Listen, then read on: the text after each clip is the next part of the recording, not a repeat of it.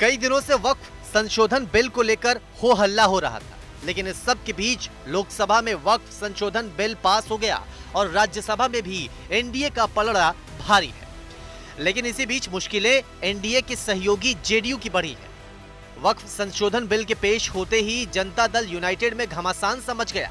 संसद में वक्फ बिल का समर्थन करने पर नीतीश कुमार की पार्टी में ही विरोध के स्वर उठने लगे हैं। पहले जेडीयू महासचिव मौलाना गुलाम रसूल बलियावी ने अपनी पार्टी के स्टैंड पर सवाल उठाए और अब वक्फ संशोधन बिल को लेकर जेडीयू नेता डॉक्टर कासिम मोहम्मद अंसारी ने पार्टी से ही इस्तीफा दे दिया। मोहम्मद कासिम की ओर से एक लेटर जारी किया गया है जिसमें लिखा गया है कि हम जैसे लाखों करोड़ों भारतीय मुसलमानों का अटूट विश्वास था कि आप विशुद्ध रूप से सेक्युलर विचारधारा के ध्वजवाहक हैं, लेकिन ये यकीन टूट गया। कासिम अंसारी ने वक्फ संशोधन बिल 2024 को लेकर जेडीयू के स्टैंड की आलोचना की और कहा है कि इससे उनके लाखों करोड़ों समर्पित भारतीय मुसलमान और कार्यकर्ताओं को गहरा आघात पहुंचा है।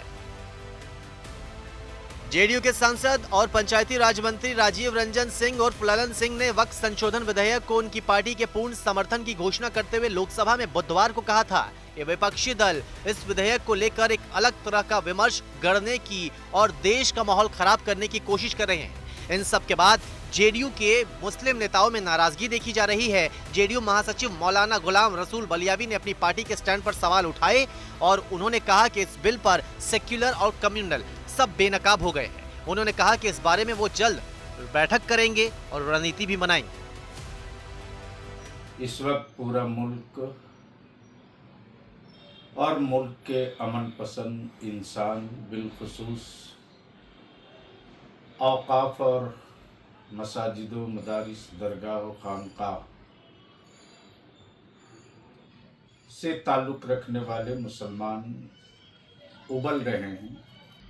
रात लोकसभा में बिल पेश हुआ है, पास हो गया है। अब उसमें पूरी बिल की कॉपी नहीं आई है, सामने आ जाए, इसलिए जज्बात से अपने को थोड़ा संजीदा बनाइए